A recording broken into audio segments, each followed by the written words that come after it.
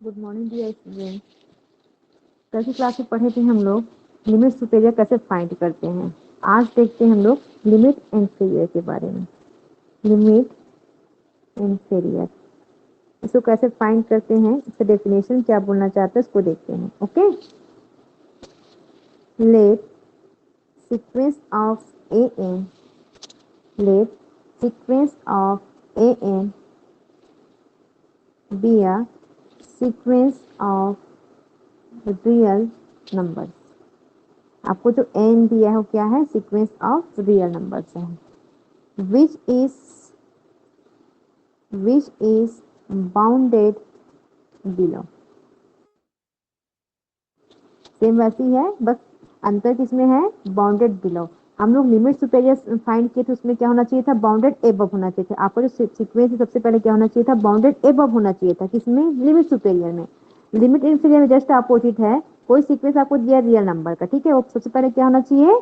Bounded below होना चाहिए, है ना।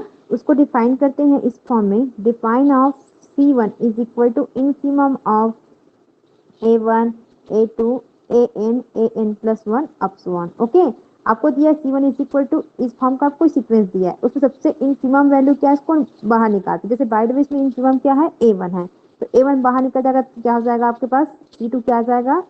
इंफिमम of A2 A3 AN plus 1 up to 1। Okay, अब इस सेट में देखते हैं कि सबसे इंफिमम वैल्यू क्या है। बाय द वे A2 है, तो C3 क्या मिल जाएगा आपका? Infimum of A3 A4 A5 up to 1 AN plus 1। ऐसे फाइंड करते जाएंगे हर एक सेट में। जो सबसे छोटी राशि रहेगी उसको अपन बाहर निकाल देंगे, तो जो आपका एक बनते जाएगा C1 C2 C3 up to 1 कहाँ तक जाएगा? ये Cn तक जाएगा। Cn में क्या हो जाएगा? इंफिमम ऑफ, ये हो जाएगा AN plus 1 AN plus 2 up to 1। Okay, हर एक सेट से क्या करते हैं? सबसे छोटी राशि को बाहर निकाल देते हैं। देन क्या होते जाएगा? ये 1 ग्रेटर देन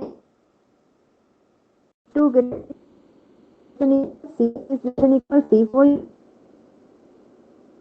वैल्यू आगे बढ़ते जाएगा। देखिए इस सबसे छोटी राशि को बाहर निकालिए, उसकी बहुत छोटी राशि को बाहर निकालिए, मतलब ये इससे बड़ी ये है, इससे बड़ी ये राशि की। आपका जो एक Cn का सीक्वेंस बनेगा, Cn का जो एक है Cn जो आपका सीक्वेंस है वो क्या कहलाएगा? आपका मोनोटोनिकली इंक्रीजिंग सीक्वेंस कहलाएगा, है ना। उसमें क्या था? डिक्रीजिंग था, इसमें क्या हो जाएगा? इंक्रीजिंग। क्यों इंक्रीजिंग हो जाएगा? क्योंकि इससे बड़ी राशि ये है, इससे बड़ी राशि ये है, इससे बड़ी राशि ये है ना। तो आपका जो वैल्यू फाइंड होते जा रहा है वो किसकी ओर जा रहा है? बड़े की ओर जाते जा रहा है। इसलिए देखो C1 छोटा है बराबर है C2 से, C2 छोटा है बराबर है C3 से, C3 छोटा है बराबर है C4 से। मतलब C2 का वैल्यू किससे बड़ा है? C1 से। C3 का वैल्यू किससे बड़ा है? C2 से। इसी प्रकार हम लोग आगे जाते जाएंगे तो क्या हो जाएगा? बड़ी राशि हमको मिलती जाएगी। इसलिए ये जो आपका Cn का सीक्वेंस है वो क्या हो जाएगा? मोनोटोनिकली इंक्रीजिंग सीक्वेंस कहलाएगा। ओके, इसमें है नाउ लिमिट इंफीरियर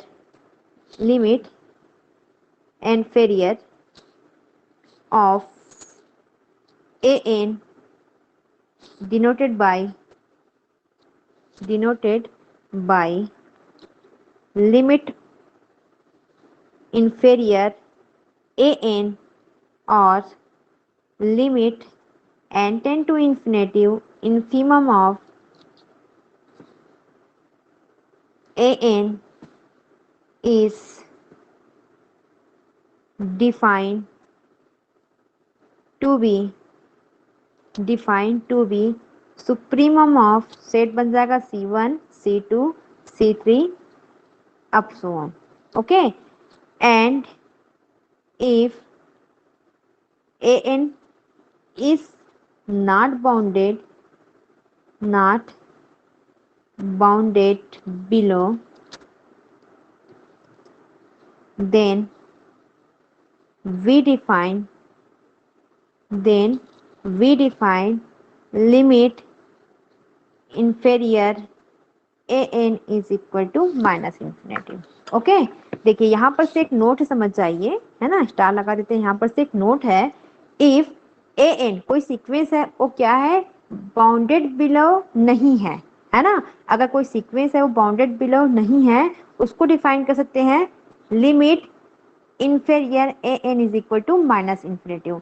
इसलिए सबसे पहले सीक्वेंस को चेक करते हैं कि वो सबसे पहले चेक करते हैं जो आपका सीक्वेंस दिया रहेगा वो बाउंडेड बिलो है कि नहीं है। अगर बाउंडेड बिलो नहीं है तो क्या हो जाएगा, उसका सॉल्यूशन माइनस इन्फिनिटी हो जाएगा। अगर बाउंडेड बिलो है उस कंडीशन में क्या करते हैं, चेक करना पड़ेगा कि वो क्या आगे उसका इंफीरियर क्या फाइंड होता है करके। लेकिन सबसे पहले अपने को देखना पड़ेगा कि बाउंडेड बिलो है या नहीं है। ओके, जैसे अपन एक एग्जाम्पल देखते हैं। एग्जाम्पल ये है आपका, let a n is equal to minus n दिया हुआ है। ओके, चलिए माइनस एन को हम सॉल्व करते हैं। क्या आ जाएगा, -1 -2 -3 -4 -5 अप टू 1, एक सेट बनेगा। ठीक है, नेचुरल नंबर का एक सेट बन गया। इसमें सबसे पहले चेक करते हैं कि बाउंडेड बिलो और बाउंडेड एबव, ठीक है, और बाउंडेड एबव दोनों चेक करते हैं। आप देखिए इसमें बाउंडेड बिलो क्या है, बाउंडेड एबव क्या है। सबसे बड़ी राशि क्या है इसमें, -1 है। ठीक है, निगेटिव सबसे बड़ी राशि, सबसे छोटी राशि बड़ी राशि बन जाती है। यहाँ पे -1 क्या है, बाउंडेड एबव है। इसे बताइए बाउंडेड बिलो निकाल सकते हैं क्या, नहीं। अगर आप -5 बोलोगे तो मैं बोलूंगी -6, आप बोलोगे -7 तो आगे -8 भी आता है, आप बोलोगे -10 तो -11 भी आता है। ठीक है, तो इसमें सबसे छोटी राशि कौन, इसको फाइंड नहीं कर सकते। मतलब ये जो आपका सेट है वो क्या है, बाउंडेड बिलो नहीं है। तो बाउंडेड बिलो नहीं होने की कंडीशन पे क्या आता है आपका सॉल्यूशन, माइनस इन्फिनेटिव। इसलिए limit inferior of a n is equal to क्या हो जाएगा आपका, माइनस इन्फिनेटिव हो जाएगा। आई बात समझ में। इसलिए सबसे पहले आपको कोई सीक्वेंस दिया रहता है लिमिट सुपेरियर फाइंड करने का या लिमिट इन्फीरियर फाइंड करने का, तो सबसे पहला हमको चेक करना पड़ता है कि वो लिमिट क्या बोलते हैं, बाउंडेड बिलो है कि नहीं या बाउंडेड एबव है कि नहीं। आपका सुपेरियर के लिए बाउंडेड एबव जरूरी है, इन्फीरियर के लिए बाउंडेड बिलो जरूरी है। ठीक है, उस कंडीशन पे ही हम लोग लिमिट सुपेरियर और लिमिट इन्फीरियर फाइंड आउट कर सकते हैं। इसमें एक एग्जाम्पल और देखते हैं, लिमिट इन्फीरियर सॉल्व करने का एग्जाम्पल देखते हैं। एग्जाम्पल दिया है a n is equal to n. ठीक है, ये भी एक एग्जाम्पल लेके चलते हैं। इसमें अगर नेचुरल नंबर को हम फाइंड करते हैं तो क्या निकल जाएगा, नेचुरल नंबर का सेट क्या बन जाएगा, सीक्वेंस का सेट क्या बनेगा, 1 2 3 4 5 6 अप टू 1, ये बनेगा। ठीक, हमको लिमिट इन्फीरियर के लिए सबसे पहले क्या चाहिए कंडीशन, कि क्या होना चाहिए, वो बाउंडेड बिलो होना चाहिए। क्या होना चाहिए, बाउंडेड बिलो, है ना। उसी अगर ये सेट आपको जो सीक्वेंस दिया बाउंडेड बिलो है तभी अपन क्या निकाल पाएंगे, लिमिट इन्फीरियर निकाल पाएंगे। ये कंडीशन है उसके लिए। तो देखिए इस सेट में जो सेट बना है उसमें बाउंडेड बिलो है कि नहीं, बाउंडेड बिलो है कि नहीं, ये सेट है। क्यों, क्योंकि सबसे मिनिमम राशि क्या है इसमें, 1 है। तो ये जो आपका सेट दिया है a n is equal to sequence of n, वो क्या है, बाउंडेड बिलो है। ठीक है, अब बाउंडेड बिलो मिल गया मतलब क्या निकाल सकते हैं हम लोग, इसका लिमिट इन्फीरियर। क्या निकाल सकते हैं, अब इसका लिमिट इन्फीरियर निकाल सकते हैं। तो लिमिट इन्फीरियर निकालने के लिए अपने को पता है, हम तो इसका कंडीशन चेक कर लिए। अब लिमिट इन्फीरियर से क्या हो जाएगा, C1 निकालते हैं इस सेट का। ठीक है, C1 के लिए क्या हो जाएगा, इंफिमम देखते हैं अपन, 1 2 3 4 अप टू 1। ओके, इससे सबसे छोटी राशि क्या है, 1 को निकाल देते हैं। बाय द वे 1 बाहर निकल गया, इसका इंफीरियर क्या है, सेट का 1। ठीक है, अब C2 फाइंड करते हैं। C2 फाइंड करने पर क्या आ जाएगा, इंफिमम ऑफ कहाँ से स्टार्ट होगा, 2 3 4 5 अप टू 1। इसमें सबसे छोटी राशि क्या है, 2 है। इसका कितना आ जाएगा, C2 का 2 हो गया। C3 फाइंड करते हैं, इसका आ जाएगा इंफीरियर ऑफ 3 4 5 अप टू 1। इसका कितना हो जाएगा, इंफीरियर 3 हो जाएगा। ऐसे करते करते कहाँ तक जाते हैं अपन, n तक जाते हैं। n में क्या आ जाएगा, एक सेट बन जाएगा infimum of n n plus 1 up to 1। ठीक है, जिसका इंफीरियर कितना निकल जाएगा, n निकल जाएगा। राइट, n प्लस 1 से छोटी राशि क्या है आपकी, n है, n इंफीरियर निकल जाएगा। ओके, ये एक सेट बन गया आपका, है ना। अब इसमें सॉल्यूशन देखते हैं एंड इसका क्या निकालना है, सुप्रीमम निकालना है। क्यों सुप्रीमम निकालना है, क्योंकि आपको ये इंक्रीजिंग होता है। ये जो आपका आया है 1 के बाद 2 2 के बाद 3 3 के बाद 4 4 के बाद ऐसा करते करते n तक गया। मतलब ये क्या है आपका मोनोटोनिक। मोनोटोनिक क्या है, ये एक इंक्रीजिंग सीक्वेंस है। मोनोटोनिक इंक्रीजिंग सीक्वेंस बनता है, इसलिए क्या निकालना पड़ता है, इसका सुप्रीमम निकालना पड़ता है। Supremum of C1 C2 C3 Cn up to 1। Okay, अब देखिए हमने सुप्रीमम में क्या क्या निकाला, C1 का मान कितना है, 1 रख दिए। C2 का मान कितना है, 2। C3 का मान कितना है, 3। ऐसे करते करते Cn का मान कितना है, n अप टू 1। ओके, नीचे गया। अब बताइए इस सेट में सबसे हाईएस्ट वैल्यू क्या है, इस सेट में सबसे हाईएस्ट वैल्यू कितना है, n है इस सेट में ना, क्योंकि 1 से बड़ा 2 है, 2 से बड़ा 3 है, 3 से बड़ा 4, 4 से बड़ा, ऐसे करते करते कहाँ तक जाएगा, n तक जाएगा। इसलिए इस सेट का सबसे हाईएस्ट वैल्यू कितनी है, n, मतलब सुप्रीमम वैल्यू कितनी है, n।